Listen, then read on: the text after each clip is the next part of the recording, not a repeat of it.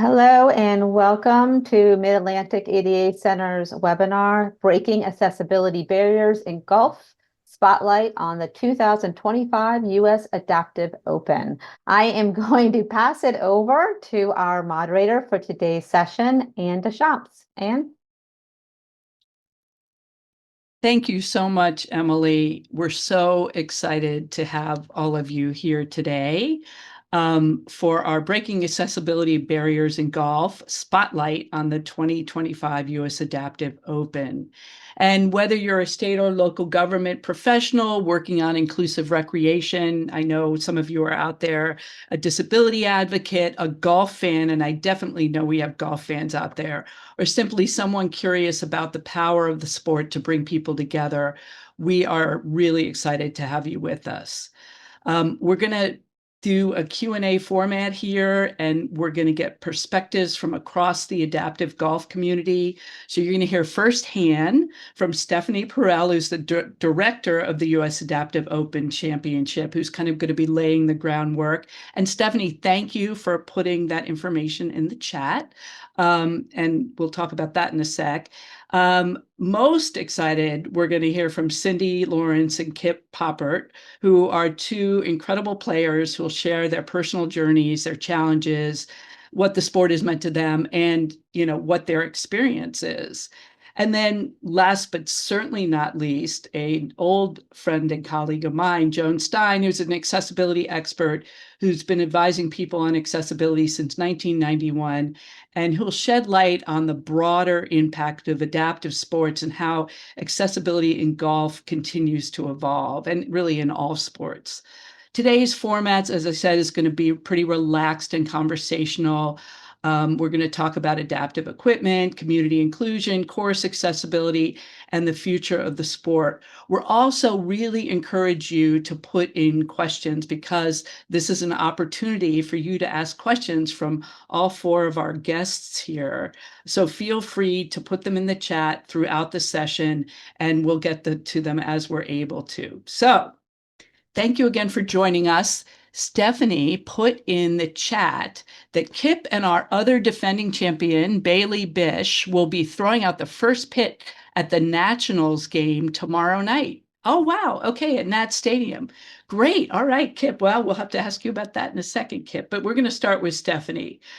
So Stephanie, tell us, how old is the Adaptive Open and how it got started and kind of how it works? Well, the Adaptive Open is in its 5th year when we start next week. We came in later to the space than others in the landscape. My understanding, I wasn't around then, but is that adaptive golf in several parts of the world got started after the World Wars, when there were veterans with injuries who wanted to play sports like they did before. And there's one organization in the USA that's been doing this for 7 decades. So really impressive work by those volunteers.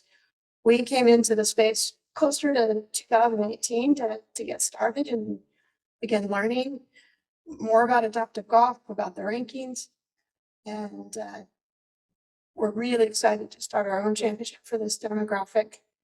We'd hoped to do it a little sooner, but the pandemic slowed us down until 2022 so we could launch the inaugural championship.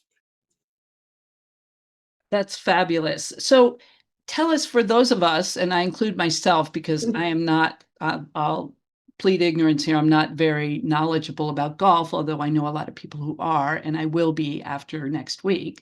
But tell us how the Adaptive Open works as a golf tournament. So everybody who even enters the championship has a disability first and foremost. That's what we're about. And all of those players go through a certification for their eligibility using, in this country, assessors from Sherman Ryan Ability Lab, who evaluate each player, and if they are eligible, then they can compete. We have men and women in the same field, which doesn't always happen, but we're very excited we're able to do that. They compete for some prizes, but we have 23 women and 73 men coming to play here next week. From there, So they're competing against each other? The men and the women don't compete against each other, but they'll be playing in some of the same groups. Oh, I see. Okay, so the men and women play together. Okay. But they do compete for separate prizes. And then for us, every event organizer does it a little differently. We have 8 impairment categories that we established in order to accept entries, set the tees, and award prizes. So we have 4 different sets of tees, and we assign players to those tees based on gender and impairment category and level of impairment within that impairment category. And I can tell you what our 8 impairment categories are. That would be great. Yeah, that would be Okay. So we have the upper limb impairment category, lower limb impairment category, multiple limb amputee impairment category, coordination impairment category, which is recently a change in name from neurological impairment category as we follow what the International Paralympic Committee calls things. Intellectual impairment, vision impairment, short stature, and seated players. These are players who are normally in a wheelchair off the course. They have special single rider carts that they can use that allow them to make a stroke seated and to navigate the course and go right up on the putting greens to finish the hole. okay.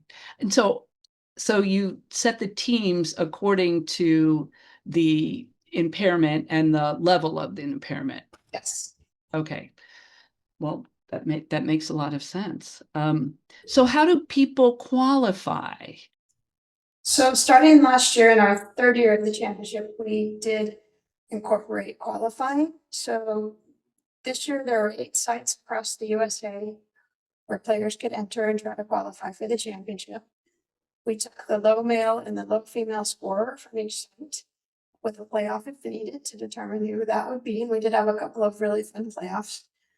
And from there, we use a mechanism that, may not sound as familiar to those who aren't players, but a mechanism that allows us to compare scores across all 8 sites so that we can get the best players from each impairment category into the field. Okay, so you guys have a formula and you can put the scores in there and it feeds out who qualifies and who does not qualify. Is that right? That's correct. Okay. Okay. Well, I trust the USGA to do that effectively. Now, how has the Adaptive Open evolved over the 4 years that you've been doing it? Well, we've made some adjustments here and there over the years. I work a lot on the golf course itself. So things like, adjusting the yardages here and there, who plays from which tee here and there. We've had more women enter along the way and lots of new men enter along the way as well. So Yeah, I'm interested that there are so many more men than women. It sounds like in the beginning there were a lot more men than women. Is the number of women increasing? it is growing. The numbers are still pretty disproportionate. We had 27 women enter this year and more like 230 men. So, but they are like starting to increase their numbers, especially since the first championship, where we didn't even reach our ceiling. So it's very exciting to us to see that growth. Yeah, and I think seeing the whole sport grow. So tell us a little bit. So how does the actual tournament work? So everybody is competing for the prize of overall champion, no matter which impairment category you're in. And again, Okay, so there is an overall champion there is an of the whole overall thing. men's Okay. and women's champion, and Kip, who's on the call, is our 2-time defending men's overall champion. And then we also have impairment category winners, and so you're competing for 2 different prizes, if that makes sense. And Yeah. Cindy, who's on the call, won the multiple limb amputee impairment category in our first 2 championships.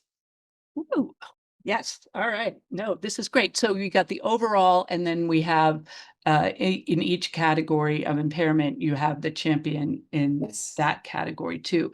So how does the tournament actually work? Do you alternate impairment categories in terms of going through the course and playing, or how does that work? Well, we have 24 different groups who have different starting times. The first 2 days, we'll start off with the first and the 10th tees. The impairment categories are mixed together within those groups. And we'll play 2 rounds that way with all 96 players. And then after the second round, we'll make a cut. There's about 5 different things we look at to see who makes the cut without getting too technical. And then the final round will have approximately, half the field out there playing the final round. Wow, it sounds suspenseful here. That's great. Well, for the first time ever, we will be on live TV for the final round. That's right. So my understanding is on Wednesday afternoon from 2 to 4, the Golf Channel will be broadcasting for the first time the Adaptive Open, which is fabulous. That's great. So tell us where the Adaptive Open is going to be this year and when it is. So it's at Woodmont Country Club this year, and it's July. Rockville, Maryland. Rockville, Maryland, July 7 to 9. Okay, and we're going to be providing a link, and Emily, maybe you can put the link in the chat, a link to the fan page where you can get all the information you need to be able to attend. We are so excited you're at the Woodmont Country Club. For those of you who don't know, the Woodmont Country Club is less than a mile down the road from the Mid-Atlantic ADA Center. So when we found that out, we were very excited, and we're looking forward to attending too. All right, Stephanie, I'm moving on to Kip and Cindy. Thank you so much. And we look forward to hearing from you later too. So Kip and Cindy, can you start and introduce yourself and tell us a little bit about yourself and how you got started in golf? Yes, my name's Cindy Lawrence, and I am a bilateral amputee. 28 years ago, after giving birth to my second child, I was infected with invasive group A strep, and that shut down circulation to all my extremities, and I nearly died. It's by the grace of God that I'm here today. But after saving my life, I had been without circulation for my legs too long. And so they amputated both my legs below the knee. And we had just moved to Kansas off the lake in Minnesota. And so part of our goals in moving south was to start golfing. And so that had been a goal of mine.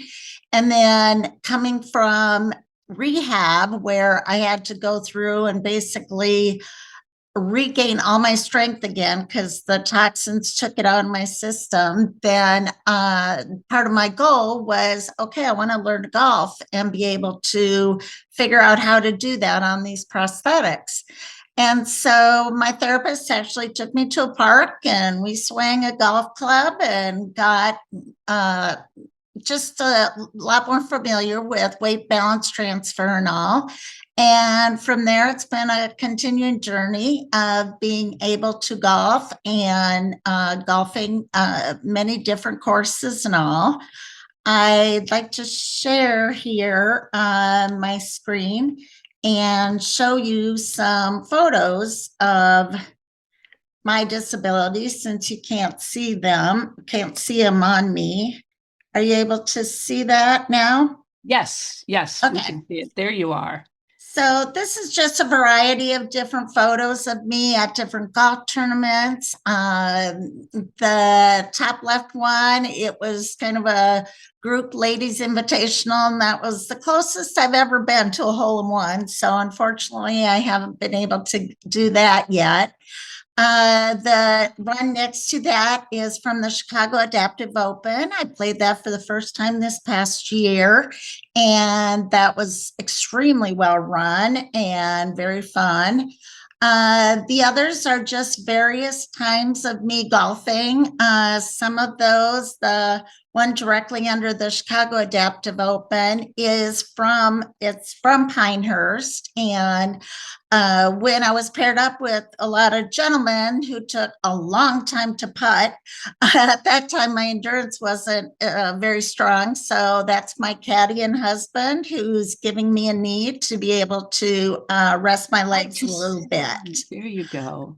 And I love the golf outfits, and I've been commented to by various individuals. Our second year at Pinehurst, people remembered me, which was really cool, and they all love the outfits that I wear. So I've just really enjoyed the game of golf and competing with it. Well, and you apparently got to be quite good too, considering this. Great. Thank you so much for sharing that. All right, Kip. The champion, man, I'm so impressed. The overall champion, 2 years about pressure this year, man. Can you tell us a little bit about you and your background and kind of how you got into golf? Yeah, so I'm from England, London. I'm the oldest of three other siblings. And when I was born 10 weeks premature. Um, and that led to a bleed in my brain, which led to getting diagnosed with cerebral palsy, spastic diplegia, which affects my legs. So it affects the muscles in my legs, the muscle tone, the strength, and the flexibility. So if people were to do, for example, a calf raise, that's how my calves are the whole time, very tight and contracted. So growing up, I'd walk on my tiptoes a lot. I won the lottery because both my parents are doctors. And anyone with a disability will, understand the need for medical assistance. And to be honest, I think a lot of children with disabilities, or a lot of families who have a child with a disability, I don't have kids myself, but it's obviously having an able-bodied kid.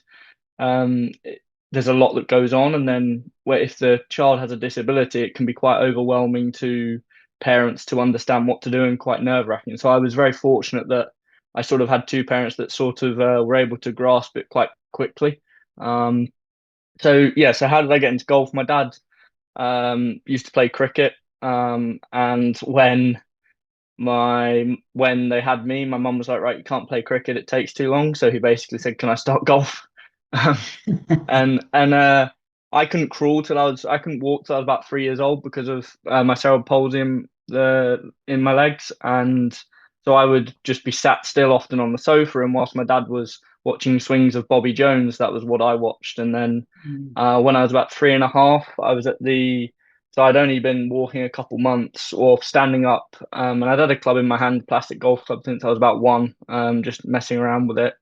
And I was at the Open Championship at Royal Liverpool St Anne's in 2001, hitting balls, and they videoed it. And I don't know when I decided to pursue golf, I'm a very determined person. And I just remember maybe when I was about 8 or 9, I said to my dad, I really want to do this. And he said I could do whatever I wanted to. So I took that as a gospel, and then just have worked really hard ever since. I've had 12 surgeries now. I'm 26 years old.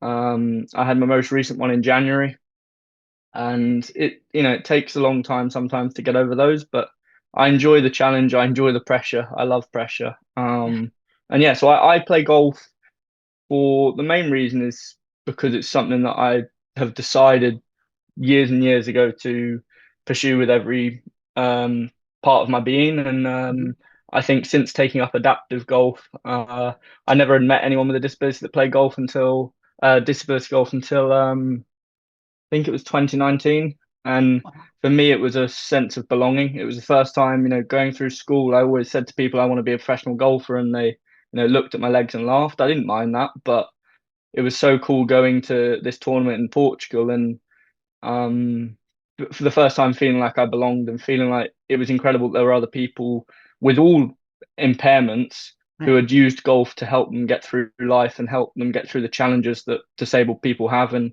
everyone's got crosses to bear. And for me, I'm just extremely competitive, so I will basically max out everything I can do and max out growing the sport as much as I can.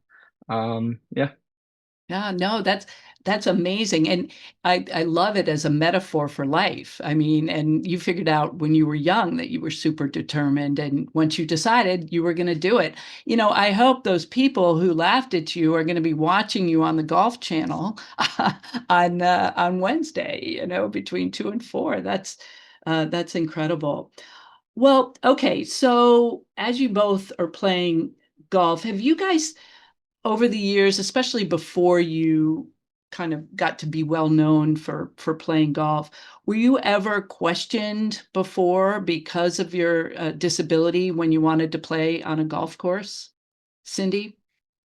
I've never been denied access to a course. I do, being a bilateral amputee, trying to walk 18 holes is just not feasible for me. And so there have been situations where maybe a course is car pass only. And so we would typically, if we're going to try and play there, just communicate with the groundskeeper or the golf pro and just talk with them and say, hey, we know the game of golf. We're not going to drive in areas that are wet or affected by a lot of rain and all. And so we tend to just have that conversation if there is something that I feel I need special accommodations for. But other than that, no, I have not run into that. It's great. Well, it sounds like you were proactive. So that makes a huge difference. What about you, Kip? I've definitely been denied. I think as I said, I've played golf my whole life, and I think with my disability, as I said, I had a lot of complex surgeries from the age of 4 that have really helped my walking and helped the way I move. When you watch videos of me when I was about 6 and 7, my walking is considerably worse than it is now with my shoes and my insoles in. And then also no one sees it, I don't show it, but if you were to watch me walk around my bedroom or walk to the shower with no shoes on, I really struggle. I have to hold on to the wall and use it to pull me forward, because I struggle to walk. My feet are just very sore. Once I put my insoles in and my shoes, there's a lot of cushioning in there and really helps me. So I think, um, everyone sort of used to see or sees a limp, but they maybe don't see that I'm disabled. They might just see, most people might just think I've got a bad knee or, twisted my ankle. And so, there was one story, well, not a story, one event that it was at my home golf club who now are extremely supportive. And I think that's the changing of the guard a little bit, that I maybe forced it a little. But when I was 10 years old, I had, or maybe 12, I just had surgery. So I was on crutches, and I can't remember if my dad was there or not, but I had a golf buggy. And when I was 12, 13, I used to try and walk the golf course because it was a lot to rent a golf buggy. Till about the age of 16, it was, 20 to 30 pounds, so $60, $50 to use a golf buggy. And I practice every day. I've done this every day. So that's a lot of finances, money that my parents would have to uh, get to allow me to play every day. So I just would walk. I'd sort of walk for a couple of days and then get a buggy the next day. But anyway, this one time, a member of the golf club saw the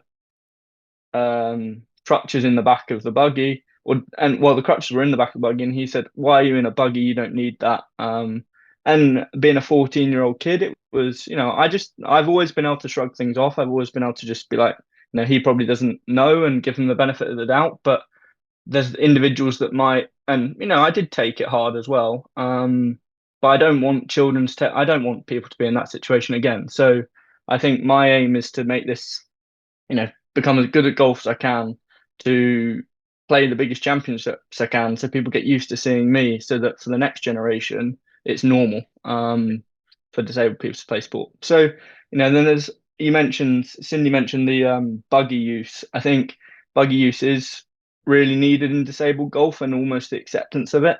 Yes, if a course gets extremely wet and is completely bogged down, you maybe can't play. But I always find it funny as well that maybe when a course isn't soaking wet and is only a little bit wet, they often have a large restrictions on buggies. It's one of the first things, or the biggest thing they restrict, and they restrict it quite heavily, be it using a cart path, which increases the amount of walking a disabled person will have to do. But they have the mowers and the lawn mowers and stuff all out on the golf course the whole day, which weigh a lot more than a golf buggy. So, I think, yes, if it's completely sodden, a golf buggy should be restricted for that day. But I think they're restricted far too often, considering that lawn mowers are going on the greens and going and cutting things every day that weigh a ton. Well, that does make sense, and it sounds like we need a little more education here of the people, the groundskeepers, et cetera, as far as that's concerned. So do you guys feel that the sport has gained more acceptance since you started playing? Because you've both been playing for a while now, it sounds like. Cindy? Yes, I definitely feel it has. There's a lot more disabled. Just having these tournaments is the biggest thing. So having an actual venue where we can compete. When I started out, I was called the National Amputee Golf Association, and that still exists. But when I started playing tournaments, I was one of maybe 3 women in that tournament. But now having 22 women is really awesome. And that's part of my goals. I'm part of a committee that is trying to get more women interested in golf especially if they have a disability, so they can get out there and compete, because it's a great sport. You're competing against yourself. I cannot compete against Kip. He is an amazing golfer, but my ball is maybe 130 yards down the middle every time, but I can hit a very long ball. And so we each have our disabilities or challenges. Mine's more visible than Kip's. And so that's just something that I think society is starting to accept a lot more. Yeah, I'm so glad you brought that up. And then, Kip, I want to hear from you is that I don't know if you guys know, but according to the Centers for Disease Control, 1 in 4 of us has a disability. It's the largest minority group in the US. And if you don't have a disability now, you'll pretty much definitely get one before you leave this earth. So I think people are finally looking at disability, as they should, as part of the human condition, as opposed to something somebody needs, something special, that they're looking more to the environment and saying, this is where the issues are and the barriers are, and we need to remove the barriers from the environment. There's nothing wrong with the person. They might have something that makes them a little different and have little different needs, but it's certainly improved over the past 35 years. So Kip, what about you? So could you just repeat the question just so I'm Sure. only answering the Do you feel question? that- Sorry. No, that's okay. Do you feel like adaptive golf has gained more acceptance and popularity since you started playing? Because you've been playing a long time. It's definitely increased the amount of participants because of these championships. People want, a bit like I mentioned, the something that will always stick with me is the feeling of belonging at that first tournament. Yeah. And I never knew that I needed that or missed it. Yeah. And it was, and I think many people aren't born with a disability. Many that take up golf, many people acquire a disability through unfortunate events often. And I think that's another mental struggle that I've never had to deal with, that I couldn't imagine going from being able-bodied to then having to change your life, and how they pick themselves back up and keep going. It's really admirable, and for me, I think it's really picked up. I do think, for those that don't know, and I'm not saying this to brag, I'm just trying to emphasize how much is at the moment I'm world number 1, and I get to travel the world a lot, and I do play full time. So I've been very fortunate due to my tenacious nature, due to being someone that, if a door shuts, I'll just find another one. I've been able to acquire sponsors and to fund playing full time at the moment. And I know that many people with a disability don't get that opportunity. Now, I think it brings in a unique perspective where, because I've traveled around the world, I've got to see how different cultures accept disabilities. So, for example, golf in Australia is incredible and a lot of opportunities. But just the other week, I was in England, top top 30 course in England. They had disabled parking. They had a golf buggy for me to use in a tournament.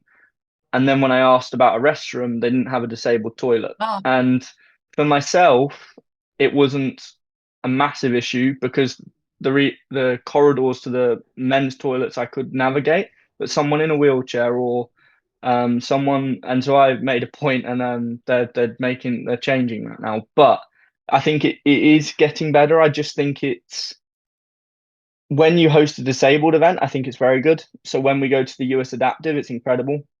When we play other disabled tournaments, it's incredible because it's set up for a disabled person. I right. think I play a lot of able-bodied golf, and I play a lot of golf around the world, and I think it will slowly get better, but it's got a long way to go. Just the acceptance, for example, if you are calling up for a golf buggy and saying that you need it for a disability and it might be a bit wet, and you're like, and then until you actually have to mention, oh, I'm disabled, and then they might let you. But I think I'm not trying to ramble on, but I just think it's definitely got better. And I think the only way it will continue to get better is championships like the USGA are hosting, and the more players we get and the more eyes on it. I think for those that don't know, I mentioned sponsorship, and that's massive for players. There's no prize money in disability golf at the moment. I always say every child deserves to dream. Able-bodied men can dream to be sports people. Able-bodied females can dream to be sports people. Disabled people really struggle at the moment, and I think that's where prize money. I was a kid. I think you should have that chance to play sport for a living. Yes, you might not make a lot of money. There might not be much money in it, but I think there should be that opportunity. And Deloitte have come on this year for the US Adaptive, and they've provided 3,000 US dollars for players for travel costs, and it really touched me because I am someone that has been very fortunate with the funding I get, but many players don't. Yeah. And for players to take a week off work to travel to play this tournament, it's needed. People need to be able to have golf is so important to a lot of these players. It gets them through the tough times, and it's a really event they really love to play. And I know so many players this year, a couple that before the funding was announced, had to decide to not come, and it really affects their mental health because of funding. So again, I will keep making as many birdies as I can, because for me, I know that's how I can help grow the sport and make sure there's more opportunities for the next generation. Yeah, I'm curious to because since you play in able-bodied tournaments too, I mean, you're clearly educating a lot of the able-bodied players as well. So I'm just curious, have you met some of the more famous golfers, and have they commented to you or anything? Because I can imagine that hopefully they're paying attention to this as well. Yeah, I've met a lot. I've been very fortunate. The DP World Tour, so back in Europe, it's like the PGA Tour. Mhm. About 3 years ago, hosted something or had started a tour called the G4D Tour, Golf for Disabled. So they host 5 to 6 events a year, which I get to play on. And yes, I've met Rory McIlroy, Shane Lowry. They've seen me do really well in Dubai. I think I got to 11 under through 2 rounds around the same golf course they were on, and they were all pretty shocked by that. And I think that's the other thing is I think I'm trying to put in scores where people look at disability golf and see the talent. I think so many people see a disability Right. and equate that to not being able to achieve anything. And I'm very much an advocate of the opposite. I think give the correct tee markings, give the correct concessions, and then watch an extremely talented person achieve great things, be it in disabled sport, be it in the workplace. Yeah. Right. No, exactly right. But 11 under, that's incredible. And yeah, and they learn. I don't think they realize their ignorance until they see otherwise and say, "Wow, this guy's really Mm. good." And yes, we told you so. So, all right. So I want to ask you too, what has been your best experience on the golf course? Cindy. I think my best experience was the first USGA Adaptive Open that I went to. Showing up there and being treated like I was a pro golfer, having my name on a slick where the golf balls are at the driving range and all that, the way we were treated by all the volunteers was amazing. And so that experience, I had some good holes. I sunk a very long putt on the 9th hole, finishing up for my round. And just the way we were welcomed by other people, people remembering me. I was fortunate enough to play the first 2 U.S. Adaptive Opens. And then last year I had a bunch of surgeries and infections. So I was in a wheelchair for quite some time. So I've just gotten back to it in January, and I am really excited to get back into the swing of things, literally. And so be able to compete and all again. I've had people that, I'm playing in foursome and we're talking with the individuals. And then I walk up to my tee box and they're like, oh my gosh, you have prosthetics, and didn't notice it in talking with me. And so accepting it that way has, I believe, come a long way and has been experiences that have been very memorable. Yeah, that's great. What about you, Kip? What's been your best experience so far?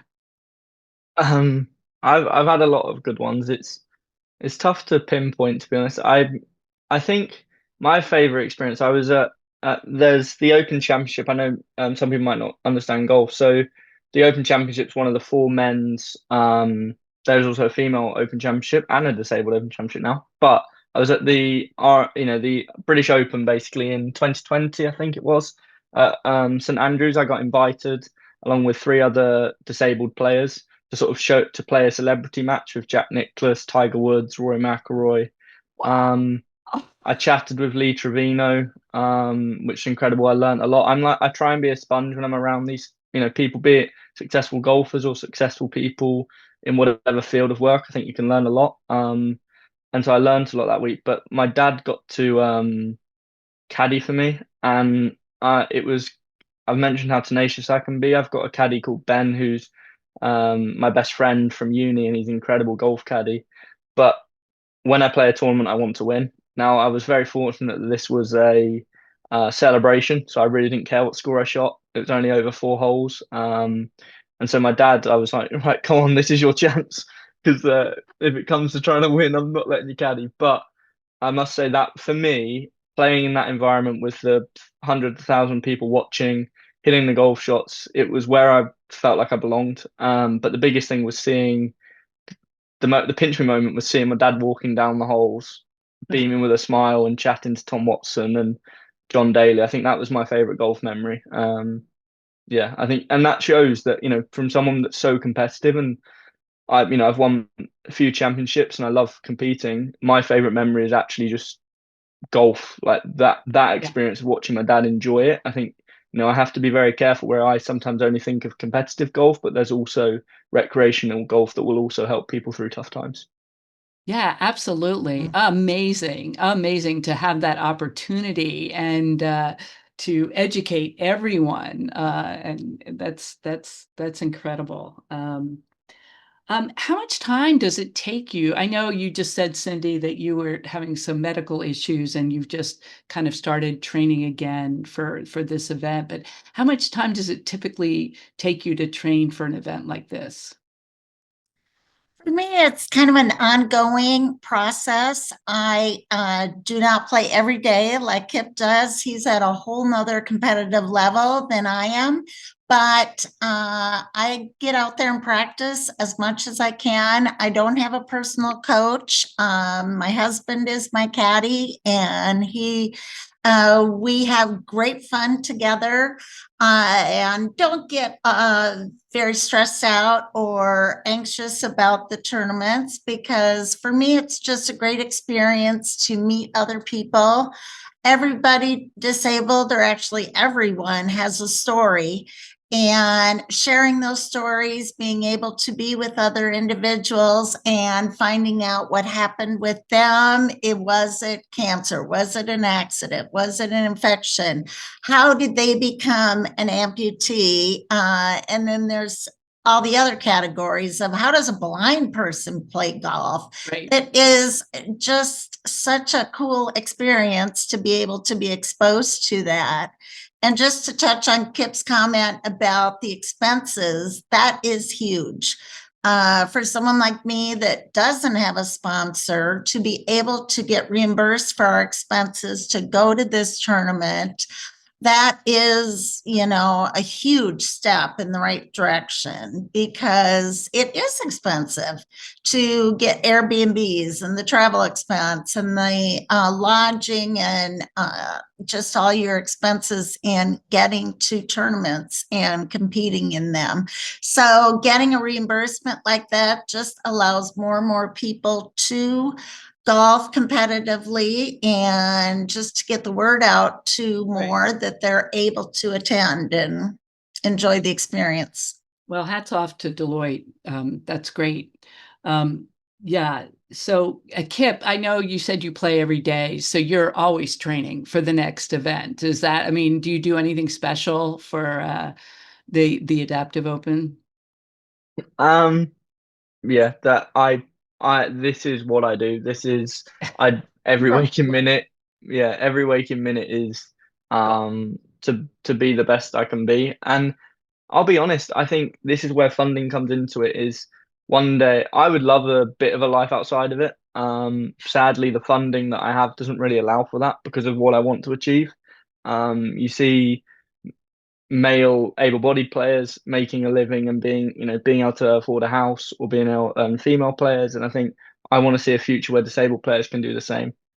But yeah, I practice every waking minute. From physio, mentioned expenses. I mean, I have 3 to 4 physio sessions a week, 3 to 4 gym sessions a week. I hit the ball 270 yards, and to put it in context, the able-bodied man will hit it on the elitist level, will probably hit it about 300, and I have developed that through just sheer hard work. My feet get very sore. I take tablets to help that, but also I'm just equipped to deal with the consequences of hard work, I guess. And I think a lot of people will learn that when you're tenacious with something, you can sort of keep going. And I think that's what I want to maybe highlight, is that I myself and my friends and my competitors didn't get to this level just by tapping a ball down the street. They have worked extremely hard, overcome impairments that most people will never experience, and still then play a sport at a high level with all the daily pains that disabled people have. And I think so when you ask, what do I do to get to this level, I probably spend more time than any able-bodied person at the highest level doing this, from all the physio to the looking after my feet in the mornings to I played a tournament yesterday, and before that I had a blister on my toe I had an operation in January, so my walking's changed. And so I get wear marks on at the end of my toe at the moment that can be really sore. So luckily my dad's cousin was a nurse, so we were treating that last night. So it is genuinely every minute, to be honest.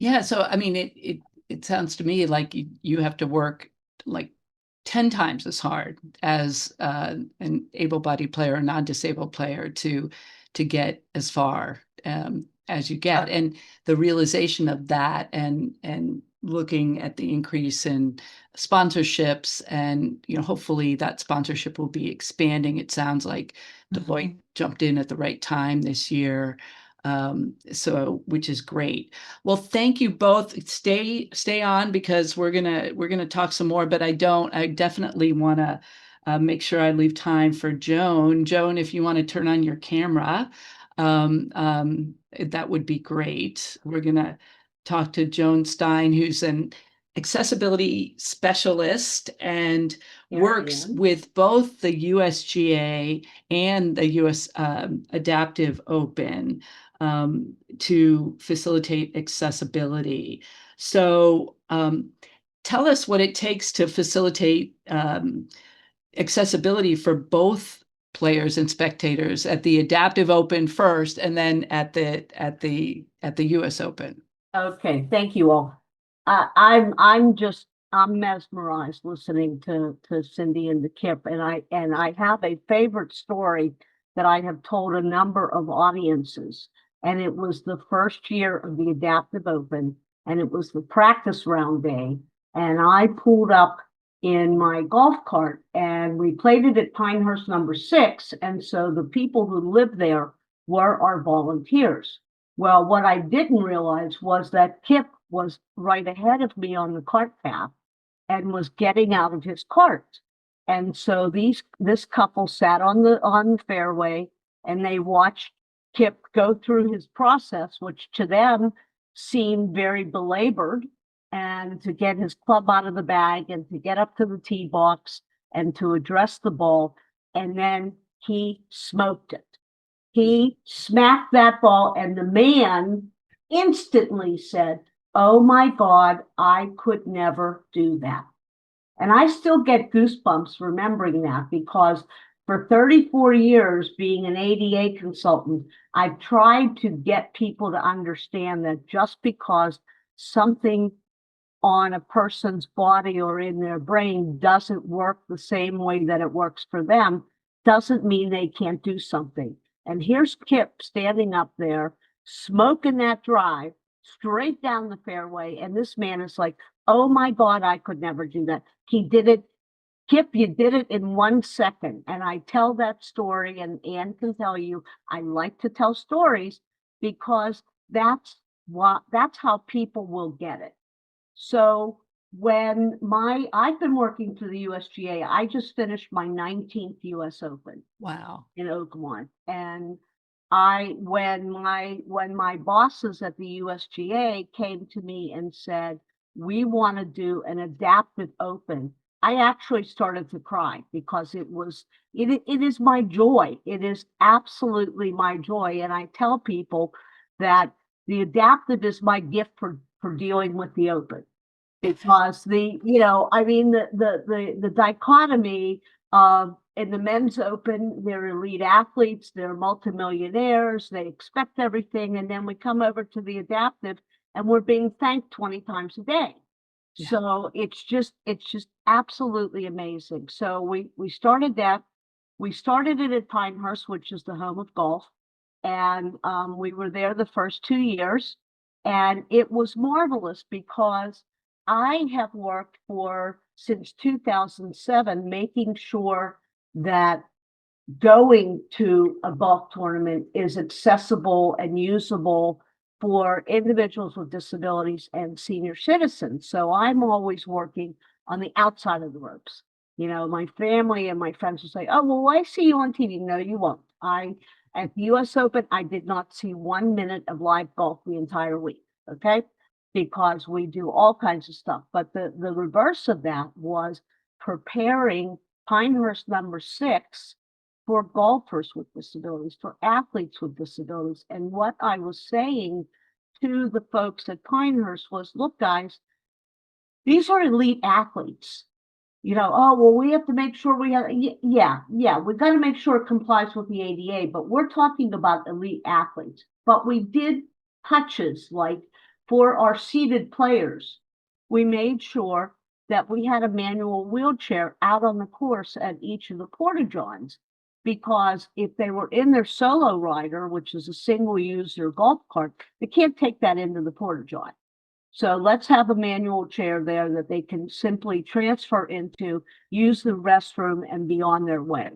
But beyond that, it was a no-brainer. It really was. And so we did that at Pinehurst for 2 years. And then we couldn't be at Pinehurst last year because the men's Open was there.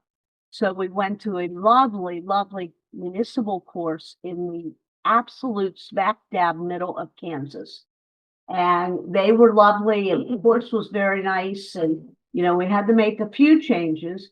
But again, and I want to echo what Cindy said, it's so nice to see people being kind And, that's a lost art. So, it's just, I'm from Pittsburgh, so it's like Mr. Rogers. It's a happy neighborhood. So this year, when they said we were coming to Woodmont, and I drove down to the course, I was absolutely blown away, because and Kip and Cindy, wait until you see this club and this course. It will blow you away. Your lockers are solid oak. Okay. We're doing everything in the clubhouse, and the clubhouse itself is very, very accessible, because they made renovations about 10 years ago, and the state of Maryland has pretty stringent accessibility requirements.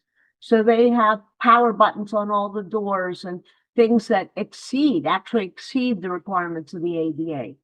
But what's really, really cool is they called me to come down in March, because they wanted to show me, and they wanted me to sign off on, they made the bunkers wheelchair accessible.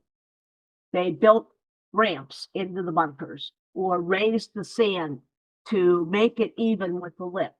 And that's something that, I could probably count on one hand how many people or how many golf courses have thought of that. So I say that the adaptive is my gift for living through the men's. And speaking of what the USGA is an organization that holds inclusion at the highest level. As I said, I've been working with them for 18 years. They do more than any other professional sports event or organization anywhere in the United States. I work year round with the operations department, and we make sure, everything from, I vet the porta-johns, because they had a vendor who was trying to tell them that the porta-johns were ADA compliant. And people think just because you see a sticker that says it complies with the ADA that it is. And quite honestly, they're not. So I vet those and work with the staff on where we place ADA grandstand seating, because obviously golf course, lots of hills and things like that, we're somewhat limited, but we always do ADA grandstand seating at the 18th green, which is so exciting, because they get to see the winner, and then the ceremony afterwards. So I do that all year round. And then during the tournament, we have a disability services committee. This year we had 145 volunteers, and we were the on-course transportation for people with disabilities and senior citizens. And as I say to the volunteers all the time, if somebody says they need a ride, you can't say, "What's the matter with you?" or "What should," say, "Hop on," And we also typically use wheelchair carts that have a ramp. I call them our limos, so that somebody can drive their wheelchair, push a wheelchair up onto the cart. We also provide 175 individualized motorized scooters that are free of charge. And that's very cool. And there are golf tournaments around the country who charge people for that. We do not. The frightening thing about the scooters, from my perspective, is that about probably 95% of the people who use our scooters have never driven one. And when we have to tell them this has no brakes, you see them hitting the floor with their foot, looking for the brake pedal. So that's a little frightening, but they get over it. But to be our final is always on Father's Day. And I tell the volunteers, you will get lots of hugs and handshakes, because I typically spend Father's Day crying, because I have adults who tell me that the USGA has enabled them to give their father a bucket list. And because they were there and they could share the time with them, was just absolutely amazing. And we do the right thing for the right reason. Well, that's great, Joan. yeah. I'm so happy to hear that. Yeah. Now, unfortunately, we are running out of time quickly, and we had a question from the audience that I wanted Okay. Kip and Cindy to respond to, and Joan, you jump in too, and Stephanie, you as well. We have a guy who is volunteering at the Open, and the question was, what advice would you have for volunteers working with players and spectators at next week's tournament? So I'm curious what advice, Kip and Cindy, that you guys would have. I'll let Cindy go. I'm not sure, I guess. For the volunteers, we just enjoy having them there. We're very appreciative for them. As far as advice for them to be there, enjoy the experience and talk with some of the players and ask them about their challenges, their disability, their game, their experiences and all, because we all have a story and we love to share it. So other than that, I guess I don't have any specific advice. Kip, what about you? Very simply, I'd just say, introduce yourself and ask how you can help. And I think, a lot of people will then let you know if they need any assistance and how that can be, how you can help make their day easier. And I think, as I've mentioned, I've played everybody golf. We've mentioned the difference between the US Men's Open and the US Adaptive Open. It is an amazing atmosphere. Everyone is there really appreciative of the week and playing really competitive golf. But I think we can set an example to all of sports at how to conduct yourself. And I think so. I'm sure you'll have an awesome week. And I wish you the best for it, I guess. Well, no, that's great advice. I can't even tell you how I do a lot of training, and I can't even tell you how many times I say, ask the person what they need and listen to them. Exactly. It's pretty straightforward. And Joan, your comment on kindness I have to say, we underline that and highlight that big time. Joan or Stephanie, did you want to jump in with anything about advice for volunteers? Because I think we have a few of them on the call today. Well, I want to echo what both Cindy and Kip said. Ask someone if they need something, and then listen to what they say. Yeah. Because too often, people will think, "Oh, I know what you need." Well, no, you don't. You're not Right. Exactly. No, great. Thank you. Stephanie? Thank you. Yeah, there are 250 volunteers next week for the Wow. Open. So first of all, thank you for volunteering, and then to the other 249 as well. That it's going to make for an amazing championship for these players. And what we find, I think, a lot is that they're very nervous or not, but there really isn't any need. So don't be nervous. Said everybody's really outgoing and appreciative, and looking forward to being here. And so, just the normal volunteer job you would do will be, lovely. So Great. Emily, can you share the slides, please? Because we have some resources I want to go through before we close the webinar this afternoon, and including a link to information about. Here we have, for more information, fun facts for the 2025 US Adaptive Open, and better yet, the fan guide. Come out, everybody, come out and support the US Adaptive Open. It is here this year. It is here next year. And I hope Kip, Cindy, Joan, Stephanie, we can do a repeat of this next year, same time next year. And so all the information you need is up there. Next slide, Emily. And as I said at the beginning, we are one of 10 regional centers. We provide training, technical assistance on the Americans with Disabilities Act. We're also big fans of all adaptive sports. And if you go to adata.org, this is a national webinar. So wherever you are in the country, you'll get connected. You can see what center serves your state. We serve the Mid-Atlantic here, Pennsylvania, Delaware, Virginia, West Virginia, DC, and Maryland. Next slide, please.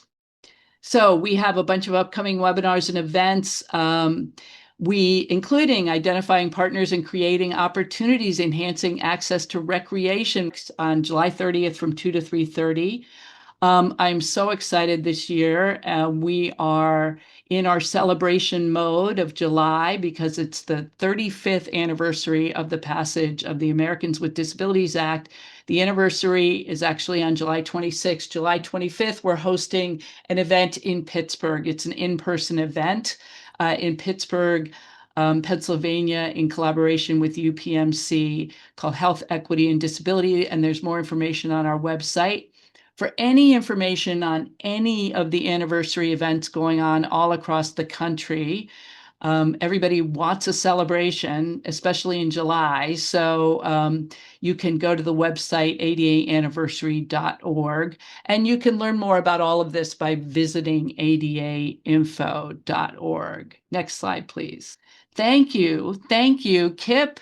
Thank you, Joan. Thank you, Cindy. Thank you, Stephanie. Thank you, audience. We're so happy to have you here. Cindy and Kip, good luck next week. I know I can't wait to see you. I'm so excited. I'm going to be going in person. And I think I'm really excited to see you all play. And I hope you all have a great time too. And Stephanie, Joan, thank you. Thank you, Stephanie, for all the work you do in putting this on. And Joan, all the work you do on accessibility for both the US Open and the Adaptive Open.